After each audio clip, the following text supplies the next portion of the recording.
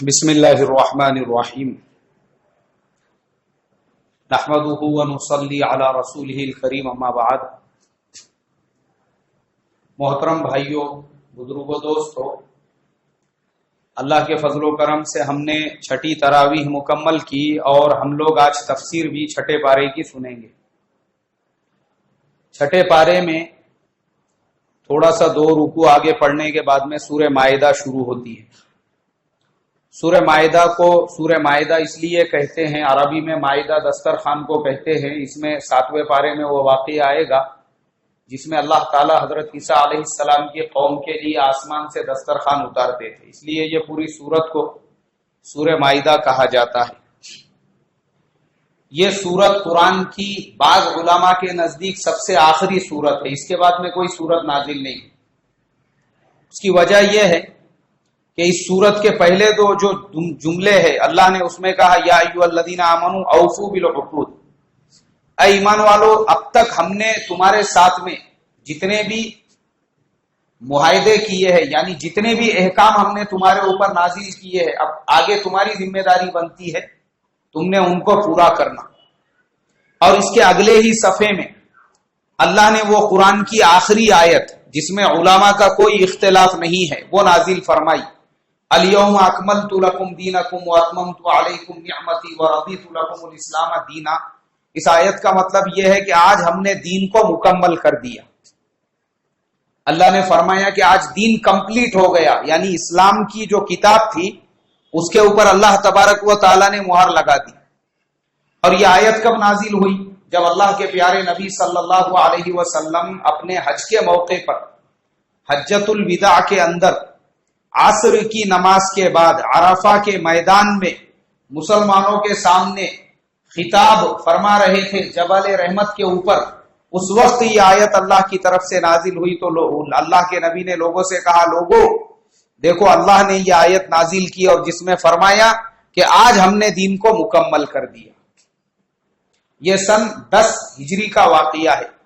یہ آیت جب نازل ہوئی تو یہودی فرماتے ہیں کہ اگر ہمارے اوپر یا ہمارے نبی پر یہ آیت نازل ہوتی تو ہم اس دن کو عید کا دن مناتے تھے، اس لیے کہ وہ آیت نے ہمارے دین کو مکمل کر دیا۔ حضرت عبداللہ ابن عباس رضی اللہ عنہما فرماتے ہیں کہ مسلمانوں کے لیے بھی وہ دن کوئی عید کے دن سے کم نہیں تھا۔ اس دن بھی 2 عیدیں تھی، ایک تو جمعہ کا دن تھا اور دوسرے عرفہ کا دن تھا۔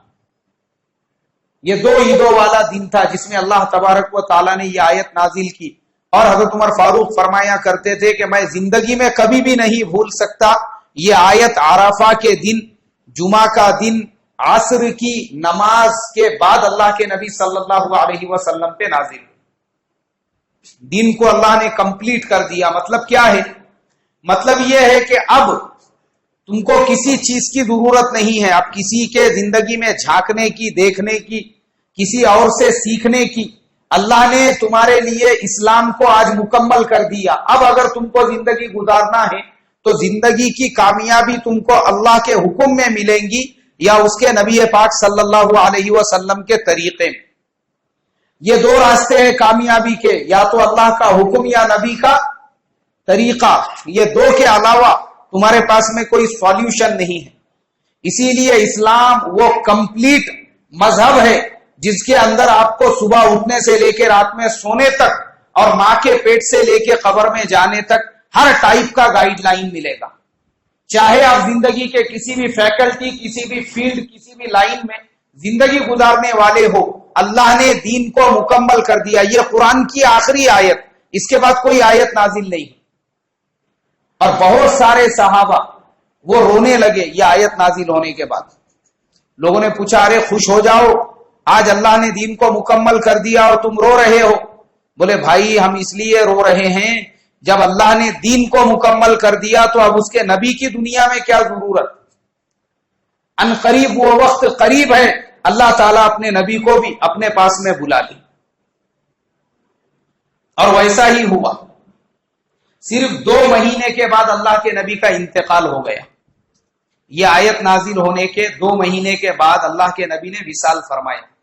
یہ آیت نازل ہوئی تھی ذی الحجہ کے مہینے میں اس کے بعد محرم، سفر اور ربیع الاول میں اللہ کے نبی کا وصال ہوا، صرف 2 مہینے کے بعد دین کو اللہ نے مکمل کر دیا۔ اس لیے محترم بزرگوں، مسلمان چاہے امریکہ کا رہنے والا ہو، کینیڈا کا ہو، آسٹریلیا، نیوزی لینڈ کا ہو، افریقہ کا ہو، ہندوستان یا چائنا کہیں کا بھی ہو، اس مسلمان کو یورپ کا طریقہ دیکھنے کی، اس مسلمان کو ماڈرن لائف لوگوں کی دیکھنے کی ضرورت نہیں ہے۔ اللہ نے اس مسلمان کو سب کچھ دے دیا، دین کو مکمل کر دیا، اور ہر چیز ہے ہمارے پیارے نبی صلی اللہ علیہ وسلم کے زندگی میں۔ اگر ہم اٹھا کر دیکھیں گے تو صبح اٹھنے سے لے کے رات کو سونے تک کا سب طریقہ اللہ کے نبی بتا کر چلے گئے۔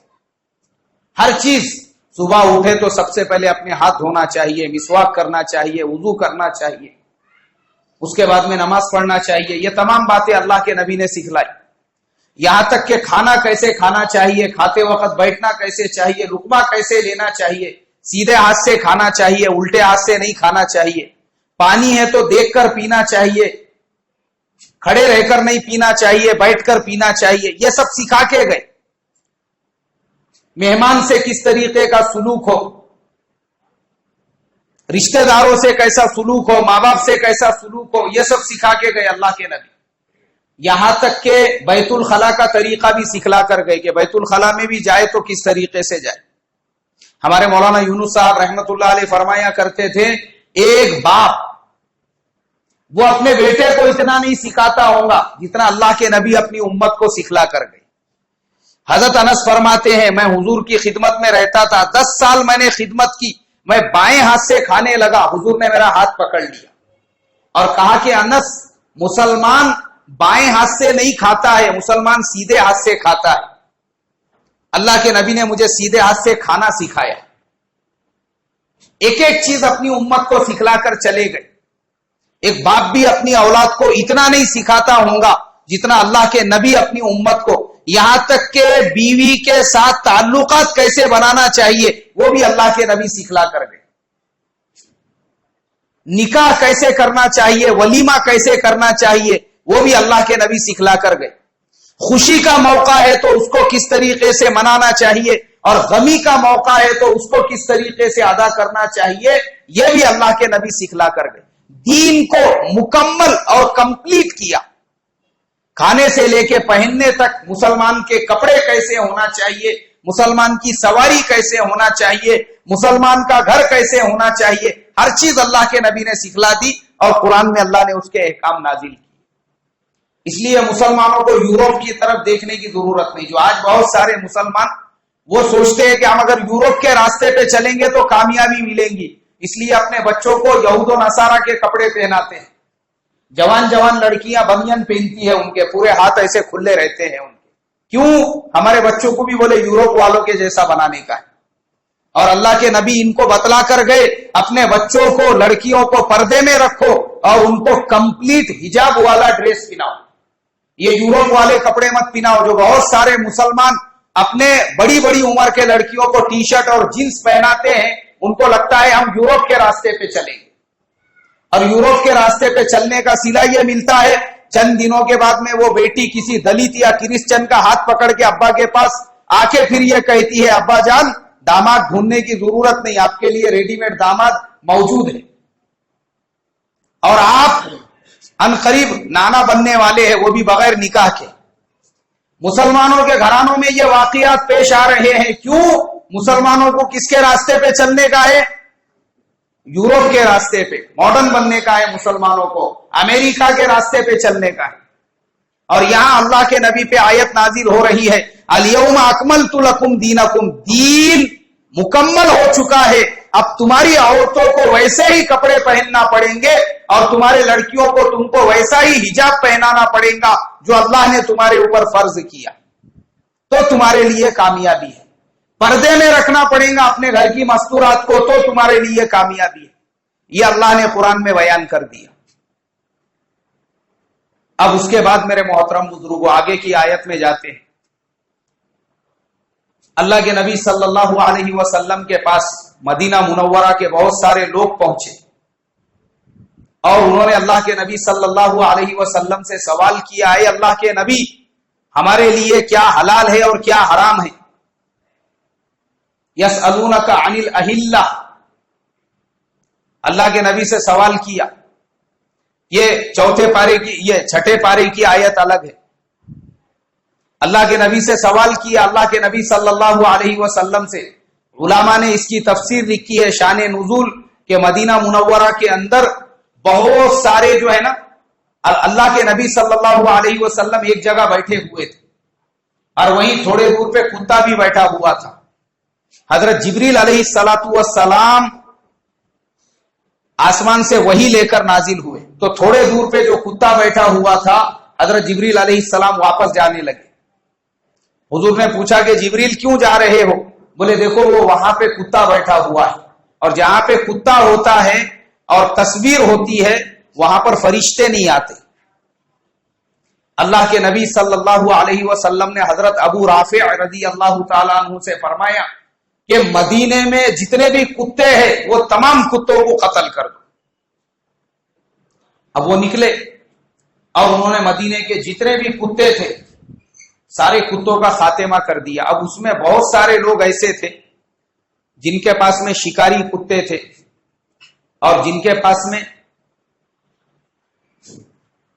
باغوں کی رکھوالی کرنے والے کتے تھے. وہ اللہ کے نبی کے پاس آئے اور پھر انہوں نے اللہ کے نبی سے یہ سوال کیا اور پوچھا اللہ کے نبی صلی اللہ علیہ وسلم سے کیا ہے محمد صلی اللہ علیہ وسلم ہمارے لیے کیا حلال ہے اور کیا حرام ہے. تب قرآن پاک کی یہ آیت نازل ہوئی اور پھر اللہ تبارک و تعالیٰ نے ان لوگوں کو حلال اور حرام کی تمیز سکھائی. اور پھر اللہ کے نبی نے فرمایا کہ دیکھو کتا نجاست والا جانور ہے، اس کو اپنے گھروں میں مت پالو. اسی لیے شریعت میں کتا پالنا منع ہے کہ جہاں پر کتا ہوتا ہے وہاں پہ فرشتے نہیں آتے. آج بہت سارے مسلمان بھی شو کے لیے اپنے گھروں میں کتے پالنے لگ گئے، لوگوں کو دکھانے کے لیے کہ اب ہم بہت کروڑ پتی بن گئے. اور جو لوگ کتے پالتے ہیں وہ کتوں کا اتنا برا حال ہوتا ہے، وہ کتا سنبھالنے کے لیے ان کو ایک آدمی رکھنا پڑتا ہے. کیوں؟ اس لیے کہ وہ کتا گھر کے اندر نجاست کر دے تو پورے گھر میں گندگی، تو وہ پالنے والا آدمی شام کے ٹائم پہ اس کو باہر لے کے نکلتا ہے. کیا فائدے کا؟ اور کتوں کی بھی قیمتیں 5-5 لاکھ روپیے تک ہے. اور بہت سارے لوگ جو گھروں میں کتے پالتے ہیں ان کے سگے ماں باپ وہ ورد آشرم کے اندر ہوتے ہیں. یعنی ایسے لوگوں کے گھروں میں کتوں کے لیے تو جگہ ہوتی ہے لیکن ماں باپ کے لیے جگہ ہوتی ہے کیا بھائی؟ ماں باپ ان کے جو ہے نا اولڈ ہاؤسز کے اندر رہتے ہیں. یہ مسلمانوں کا حال ہو چکا ہے آج کے زمانے میں. جو پیسے والے مسلمان ماڈرن سمجھنے کے لیے، اور لوگ فخر کرتے ہیں جب اپنے غیر مسلم دوستوں کے ساتھ میں بیٹھتے ہیں ڈسکس چلتی ہے، بولے یا yes Shadab you have any pet in your house? Shadab تمہارے گھر میں کوئی جانور، پالتو جانور ہے کیا؟ نہیں. مطلب آج فخر کی چیز بن گئی ہے.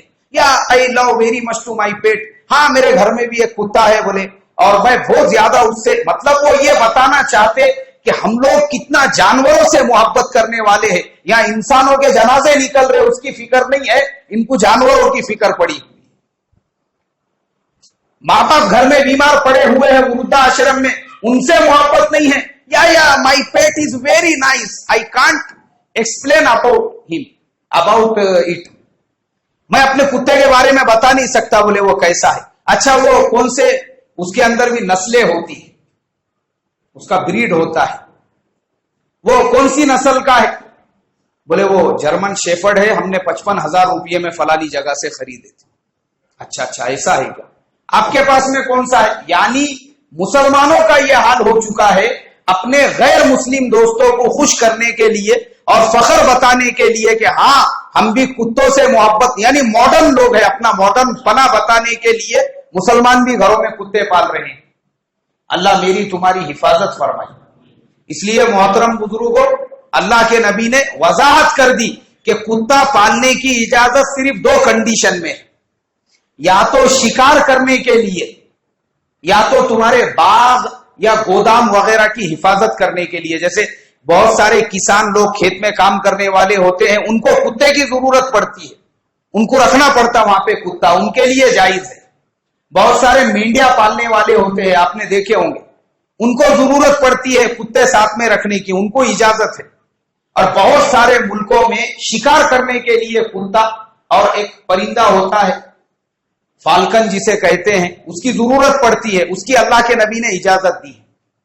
اس کے علاوہ شو شاہ کے لیے کہ کتا آپ کے ماں باپ اولڈ ہوم میں، ماں باپ وردھا آشرم میں، اور کتا کار میں جو ہے منڈی باہر نکال کے سفر کر رہا ہے، ہاں اس کے لیے کتے کی اجازت نہیں ہے. اللہ میری تمہاری حفاظت فرمائے. آگے بڑھتے ہیں. اب اللہ تبارک و تعالی نے وضو کے فرائض بیان کیے. آپ کو معلوم ہونا چاہیے پہلے جب نماز اللہ نے فرض کی تھی اس میں وضو کی ضرورت نہیں تھی، بغیر وضو کے مسلمان نماز پڑھتے تھے. لیکن نماز میں آہستہ آہستہ یہ سارے احکام نازل ہوئے. اللہ نے آیت نازل کی، یا ایھا الذین آمنوا، اے ایمان والو، اذا قمتم الی الصلاۃ، جب نماز کے لیے کھڑے ہو، فاغسلوا وجوہکم وایدیکم الی المرافق وامسحوا برؤوسکم وارجلکم الی الکعبین وان کنتم مرضى او على سفر فلم تجدوا ماء فتیمموا صعیدا طیبا فامسحوا بوجوہکم وایدیکم منه. وہ تھوڑا سا بیچ میں کا میں نے چھوڑ دیا، آپ کو خالی یہ دو چیزیں مجھے بتانا ہے، ایک مسح کے بارے میں، ایک تیمم کے بارے میں، اور دوسرے وضو کے بارے میں. وضو کی جو پہلی جو میں نے آیت پڑھا اس میں اللہ نے کہا کہ ہم نے تمہارے اوپر وضو فرض کیا. کیوں؟ جب تم نماز کے لیے کھڑے ہو اپنے چہرے کو دھو لو، اپنے ہاتھوں کو کونیوں سمیت دھو لو، سر کا مسح کرو اور دونوں پیروں کو بھی دھو لو. یہ 4 فرائض قرآن کے اندر ذکر ہے. اور ہمارے امام ابو حنیفہ رحمۃ اللہ علیہ کے نزدیک بھی وضو کے اندر 4 فرائض ہے. وہ فرماتے ہیں کہ پورا چہرہ پیشانی کے بال سے لے کے ٹھڈی کے نیچے تک، ایک کان کی لو سے دوسرے کان کی لو تک پورے چہرے کا دھونا یہ وضو میں فرض ہے. اور دونوں ہاتھ کونیوں سمیت دھونا، اور 1/4 سر کا مسح کرنا یہ بھی فرض ہے، اور دونوں پیر ٹخنوں سمیت دھونا. یہ 4 فرائض امام ابو حنیفہ کے نزدیک ہے. امام شافعی رحمت اللہ علیہ فرماتے ہیں کہ نہیں، 4 فرائض سے کام نہیں چلے گا. وضو کے شروع میں بسم اللہ الرحمن الرحیم بھی پڑھنا پڑے گا تو آپ کا وضو مکمل ہوگا. ان کے نزدیک 5 فرائض ہے. امام احمد ابن حنبل نے فرمایا کہ نہیں، تم اگر خالی بسم اللہ بول کے ہاتھ پیر دھو لو گے، وضو ہو رہا ہے یہ کون کہے گا، یہ تو ہاتھ پیر بھی لوگ دھوتے ہیں، تو تم کو نیت بھی کرنا پڑے گی کہ میں وضو کر رہا ہوں. کیا کر رہا ہوں بھائی؟ میں وضو کر رہا ہوں، یہ نیت کرنا پڑیں گے. اس لیے امام احمد ابن حنبل کے نزدیک 6 فرائض، امام شافعی کے نزدیک 5، اور امام ابو حنیفہ رحمت اللہ علیہ کے نزدیک 4 فرائض وضو کے اندر. اب دوسری چیزوں میں بھی مسئلہ الگ ہے. ہمارے امام کے نزدیک 1/4 سر کا مسح کرنا یہ فرض ہے. امام شافعی کہتے ہیں اللہ نے کہا وَامْسَحُوا بِرُؤُوسِكُمْ، اپنے سروں کو چھو لو، تو وہ کہتے ہیں کہ سر کو اگر ایک انگلی سے بھی چھو لیا، ایسا 3 بالوں کو بھی ہاتھ لگ گیا ایسا یہاں پہ سر پہ، تو مسح ہو گیا ان کے نزدیک. امام احمد ابن حنبل کہتے ہیں کہ نہیں، رؤوسکم کا مطلب ہے پورا سر، اس لیے ان کے نزدیک پورے سر کا مسح کرنا فرض ہے. پورے سر کا مسح کرنا کیا ہے بھائی؟ ہاں. اور ہمارے امام کے نزدیک پورے سر کا مسح کرنا سنت ہے. اس لیے محترم بزرگوں، مسلمان نے جب بھی ہم وضو کر رہے ہیں، یہ ہمارے بزرگوں کے جو بتائے ہوئے جو سنت ہے اور جو اللہ کے نبی کی جو سنت ہے جس کو ہمارے بزرگوں نے وضو کے لیے لازمی قرار دیا، اس پہ عمل ضروری ہے. ہم نے نیت بھی کرنا چاہیے، بسم اللہ بھی پڑھنا چاہیے، اور پورے سر کا مسح کرنا چاہیے. کتنے سر کا؟ حالانکہ ہمارے امام کے نزدیک 1/4 ہے، مگر امام احمد ابن حنبل کے جیسا امام جس نے 99 مرتبہ اللہ کی خاک میں زیارت کی، وہ اگر یہ کہہ رہے ہیں کہ پورے سر کا مسح کرنا چاہیے، تو مجھے بتاؤ پورے سر کا مسح کرنے میں کوئی نقصان ہے کیا؟ اس لیے پورے سر کا مسح کرنا چاہیے. اب محترم بزرگوں، آپ کو معلوم ہونا چاہیے کہ مسلمانوں میں ایک فرقہ اور ہے جو یہ کہتا ہے کہ اللہ نے کہا وَامْسَحُوا بِرُؤُوسِكُمْ وَأَرْجُلَكُمْ، اپنے سر کا مسح کرو اور پیروں کا. انہوں نے اس آیت کا غلط مطلب نکالا، اس لیے وہ پیروں کا بھی مسح کرتے ہیں، اس کو دھوتے نہیں ہیں. جیسے مسلمانوں میں شیعہ جو فرقہ ہے वो लोग कहते हैं कि पैर धोना जरूरी नहीं है, पैरों का भी क्या करना पड़ेगा, मसाह करना पड़ेगा। लेकिन हमारे उलमा फरमाते हैं कि नहीं, पैरों को धोना पड़ेगा, लेकिन पैरों का मसाह करने की भी इजाजत है। अगर आपके पैर में सॉक्स है जो लेदर के, काहे के है भाई, लेदर के सॉक्स अगर आपने पहने हुए हैं, ये सुन्नत है अल्लाह के नबी, लेदर के सॉक्स अगर आपने पहने हुए हैं, वुजू करके आपने अपने पैर में पहन ली, तो 24 घंटे तक आपको पैर धोने की जरूरत नहीं। आप चाहे तहारत के लिए जाओ, आपका वुजू टूट गया, अब आप क्या करेंगे, अब आप जो है चारों फराइज अदा, जो बाकी के फराइज है वो अदा कर लेंगे, लेकिन जब मसाह करने का है अपने हाथ को पानी में भिगाएंगे और 3 उंगलियों को इस तरीके से अपने पैर के ऊपर फेरेंगे, आपका वुजू मुकम्मल हो जाएगा। लेकिन सॉक्स पैरों में कौन सा होना चाहिए, लेदर का। लेकिन अगर सॉक्स लेदर का नहीं है, कपड़े का है या वूलन का है या नायलून का है, लेकिन उसके नीचे का जो तलवा है अगर वो भी लेदर का है तो भी उसके ऊपर मसा हो जाएगा। या अगर सॉक्स लेदर का भी नहीं है, नायलून का भी नहीं है, रेक्सिन का है, आजकल मार्केट में लेदर का शॉर्टेज है, इसलिए अक्सर रेक्सिन के या फिर उसके अलावा दूसरा जो मटेरियल आता है उसके सॉक्स मिलते हैं। तो उलामा ने लिखा है, हजरत काजी सनाउल्लाह साहब पानीपति रहमतुल्लाह अलैह ने, कि अगर ऐसा सॉक्स है जिसे पहनकर आप 2-3 किलोमीटर चले और वो ना फटे, मतलब आपको कॉन्फिडेंस होना चाहिए कि मेरा सॉक्स इतना मजबूत, इतना मोटा, इतना जाड़ा है, उसके ऊपर भी आप मसाह कर सकते हैं। अगर आप अपने बस्ती में हैं तो आप 24 घंटे तक उस पर मसाह करेंगे, और अगर आप सफर में हैं तो आपको 72 घंटे मसाह करने की सहूलत रहेगी। अब चूंकि हम लोग रहते ऐसे इलाके में, हमारे यहां पे साल के 3 मौसम होते हैं, सर्दी, गर्मी और बारिश। हमारे यहां टेम्परेचर उतना हाई नहीं होता, जैसे मिसाल के तौर पे गर्मी के दिनों में हमारे यहां टेम्परेचर इतना होता है जिसे हम लोग बर्दाश्त कर लेते हैं। सर्दी के दिनों में सर्दी भी इतनी नहीं पड़ती, बहुत हो गया 16, 15, 10, 12 तक अगर आ गया टेम्परेचर, हमको लगता बहुत सर्दी हो रही।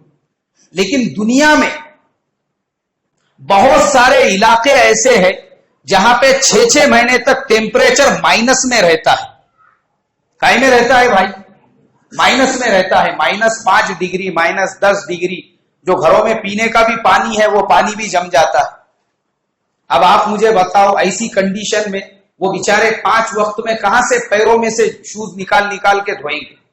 तो अल्लाह ने इसके लिए ये सहूलत दी है कि ऐसे लोग, या जिसके पास में भी चमड़े के सॉक्स है, तो वो आदमी एक बार वुजू कर ले, अपने सॉक्स पहन ले, अब 24 घंटे तक बार बार उसको सॉक्स निकालने की और शूज निकालने की जरूरत नहीं।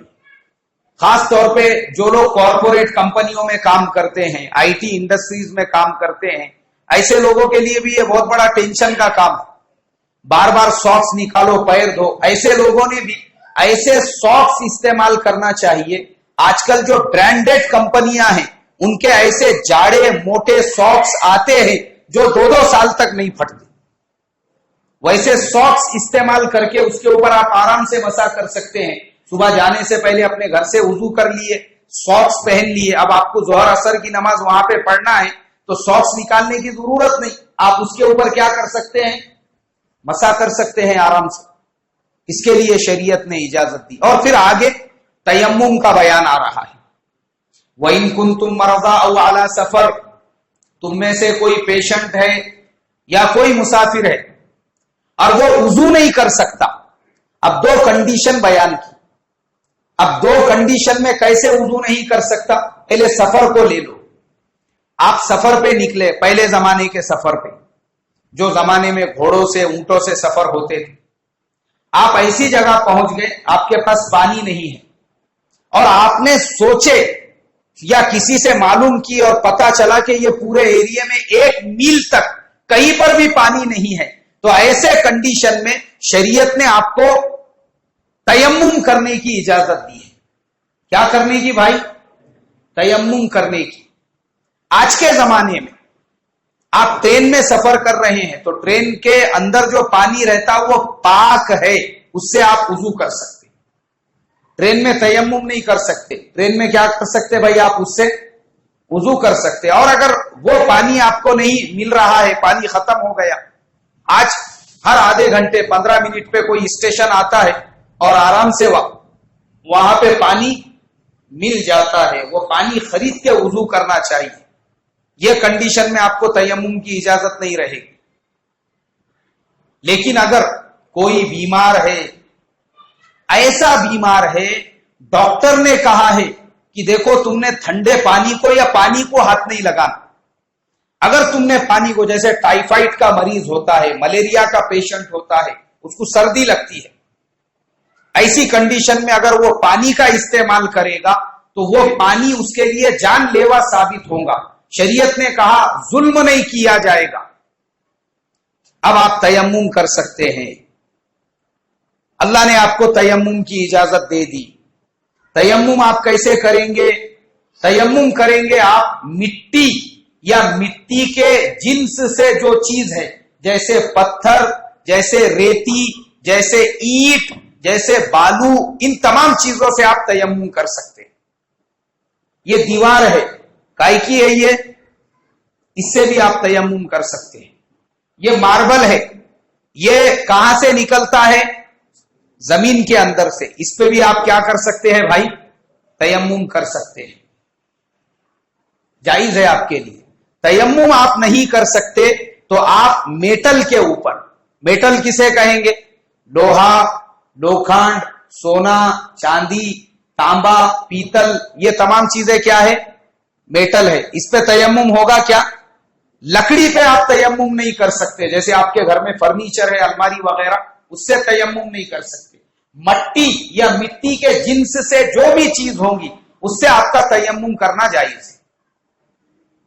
یہ ماربل سے بھی آپ تیمم کر سکتے کیونکہ وہ بھی پتھر کی ایک قسم ہے. اب تیمم کا طریقہ کیسا ہے وہ بھی سیکھ لو. تیمم میں سب سے پہلے نیت کرنا ضروری ہے. کیا کرنا ضروری ہے بھائی؟ ہاں، کہ میں تیمم کرتا ہوں پاک ہونے کے لیے. کائے کے لیے بھائی؟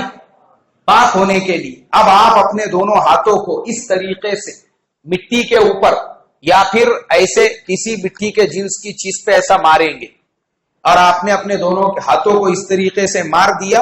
اب اس کے بعد آپ اپنے پورے چہرے پہ اس کو پھیریں گے پوری طریقے سے. جیسے پورے چہرے کا دھونا فرض ہے، ویسی پورے چہرے پہ اپنے ہاتھ کو لے کر جائیں. ایک مرتبہ فرض ہے اور 3 مرتبہ سنت ہے. اس کے بعد دوسری مرتبہ واپس سے ہاتھ ماریں گے اور آپ کو اپنے ہاتھ کو اس طریقے سے رکھنا ہے. دیکھو یہ میرا ہاتھ، یہ ایسا اس طریقے سے کونیوں تک لے جانا ہے. اس کے بعد اس کو الٹا کر دینا ہے، پھر یہ ہاتھ کو باندھ کے اس طریقے سے لینا ہے. بس تیمم میں یہ 2 کام کرنا ہے. اس میں سر کا مسا، پیر دھونا نہیں ہے. خالی آپ کو اس طریقے سے ہاتھ مٹی پہ مار کے چہرے پہ پھیرنا ہے اور ہاتھ کو اس طریقے سے کیا کرنا ہے بھائی؟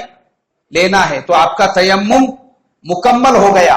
جیسے وضو آپ کا ہوتا ہے یا غسل ہوتا ہے، دیکھو تیمم دونوں کے لیے جائز ہے، وضو کے لیے بھی اور غسل کے لیے بھی. کسی کو غسل فرض ہو گیا اور وہ بیمار ہے، ٹھنڈے پانی سے نہا نہیں سکتا، جان جانے کا خطرہ ہے، تو وہ آدمی بھی تیمم کر کے کیا حاصل کر سکتا ہے؟ پاکی حاصل کر سکتا ہے. یہ تمام مسائل ہم تمام کو معلوم ہونا چاہیے، کیونکہ سفر میں یا بیماری میں یہ ایسے موقعوں پر یہ چیزیں کام آتی ہیں. ورنہ انسان بعض اوقات اپنے آپ کو بہت تقوی والا سمجھتا، اور یہ واقعہ میرے ساتھ ہو چکا ہے. ایک صاحب کو میں نے مسئلہ بتایا، میں ان کی عیادت کے لیے گیا، ان کو ٹائیفائڈ ہو چکا تھا. میں نے کہا حاجی صاحب آپ کمبل وغیرہ اوڑھ کے بیٹھے ہیں، آپ کو ڈاکٹر نے منع کیا ہوا ہے، پانی کا استعمال مت کرو، تیمم. نہیں بولے میں کیوں تیمم کروں جب پانی ہوتے ہوئے؟ ارے تیمم تو اس کے لیے ہے جس کو اتنے کلومیٹر پہ پانی نہ ملے اتنے. ارے میں نے کہا بھائی صاحب میں تم کو دین آسان ہے، آسان. نہیں بولے جب کر سکتے تو نقصان کیا ہے؟ سننے کو تیار نہیں ہو. انہوں نے پانی کا استعمال کیے فجر کی نماز میں. جنوری کا مہینہ، حضرت کو ٹائیفائڈ آلریڈی تھا، اس کے بعد ان کا بلڈ پریشر ایک دم سے لو ہو گیا اور انتقال ہو گیا ان کا. کائے کے واسطے اللہ نے آپ کو آسانی دی، سہولت دی، فائدہ اٹھاؤ نا اس. دین زبردستی کا نام ہے کیا بھائی؟ اور پھر تقوی نہیں جھاڑنے کا اس میں. ہاں یاد رکھو، ابھی جیسا میں نے کہا یہ ماربل بھی مٹی کی قسم میں، اس سے بھی کر سکتے. تو ایک چیچا جو ہے گھر پہ گئے، وہ سردی کا موسم تھا، تو بڈھی کو انہوں نے بولے ارے اپنی دیوار ریتی کی ہے، بولے ریتی پہ تیمم نہیں کرتا میں. بڈھی نے بولی مولانا نے بولے تھے کہ ریتی بھی مٹی کی ایک قسم ہے، اس سے بھی تیمم کرے تو چلتا. نہیں میں نہیں کرتا، بولے میں ریتی کو مٹی مانتا نہیں. مٹی کا اپنے گھر میں کیا ہے؟ بولے وہ گوشت گلانے کی ہنڈی ہے. کہاں پہ ہے؟ وہ کونے میں رکھے ہوئی ہے. بولے اچھا. اب وہ گلانے کی ہنڈی الٹی رکھے ہوئی تھی. اب یہ حضرت مٹی سے یعنی دیوار سے تیمم کرنے تیار نہیں، ہنڈی کے اوپر پھت پھت مارے انہوں نے ہاتھ اور اس کو مل دیے پورے چہرے کے اوپر. اور پھر وہ جو ہاتھ تھا اس کو یہ کر کے مسجد کے اندر پہنچے فجر کی نماز. اب نماز کے بعد ساتھی لوگ ملنے لگے، کیا حاجی صاحب سندل لگا کے آئے کیا؟ بولے آج چہرہ بہت نورانی لگ رہا. ارے کیوں، کیا ہو گیا؟ یہ دیکھو نا. بولے کیا ہے؟ تو اس کے لیے دین میں غلو نہیں کرنے کا. کیا نہیں کرنے کا بھائی؟ ہاں اللہ نے یہ تمام سہولتیں اور آسانیاں ہمارے لیے پیدا کی.